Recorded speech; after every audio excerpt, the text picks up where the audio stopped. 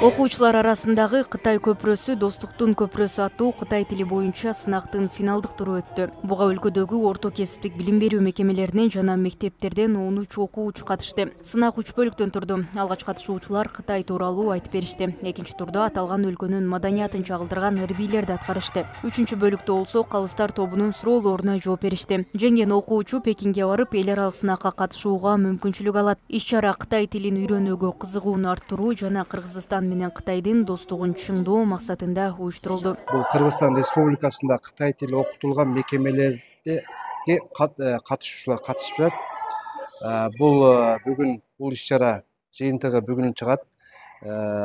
Финалдык турда эң алдыңкы жеңип алгандарга Пекинде өтүлүүчү иш-чарага Кыргызстан тарабынан барып катышып келишет. Ал эми катышуучуларга мыкты катышуучуларга белектер, баалуу белектер берилет.